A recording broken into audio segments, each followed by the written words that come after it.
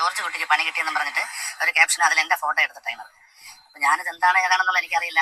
എന്ത് ഈ സംഭവം പോലും എനിക്ക് വാർത്ത പോലും നോക്കാനുള്ള സമയമില്ല. കാരണം ഞാൻ ഈ വേദന കൊണ്ട് കഴിയുന്ന ഞാൻ ഒരിക്കലും നെറ്റ് ഇതൊന്നും നോക്കേണ്ട കാര്യമില്ല. അപ്പൊ എനിക്കത് ചെയ്യേണ്ട ആവശ്യമില്ല. എന്റെ വീട്ടിലും എനിക്ക് പുറത്തിറങ്ങാൻ പറ്റില്ല. എനിക്ക് മോളുണ്ട്, വൈഫ്, എന്റെ ഫാമിലി മൊത്തം എന്നെ തെറ്റിദ്ധരിച്ചിരിക്കുക. നാട്ടു സമൂഹം മൊത്തത്തിൽ എനിക്കാരുടെ ശത്രുതല്ല, എന്നിലുള്ള ശത്രുത ആരെങ്കിലും തീർത്തതായിരിക്കാന്ന് എനിക്ക് അറിയില്ല. ഈ ഹോസ്പിറ്റലിലാണ് എനിക്ക് ജീവൻ തിരിച്ചു കിട്ടി. അതേസമയം ഞാൻ പുറത്തെ സമൂഹത്തിലാണ് എന്നെ ജനങ്ങളെ കൈ ഉറപ്പായിട്ട്. ആരാന്ന് മനസ്സിലായോ? ഒരു പാവപ്പെട്ട മനുഷ്യനാ. ഈ ഒരു മനുഷ്യൻ കൈ ഒടിഞ്ഞ് കൈക്ക് അത്യാവശ്യം സർജറികളൊക്കെ ആവശ്യമുണ്ട്. മെഡിക്കൽ കോളേജ്, തിരുവനന്തപുരം മെഡിക്കൽ കോളേജിൽ കിടക്കുന്ന സമയത്ത് അയാളുടെ ഫോട്ടോ ആരോ ഒരു കാര്യത്തിന് ഉപയോഗിച്ചു എന്നുള്ളതാ.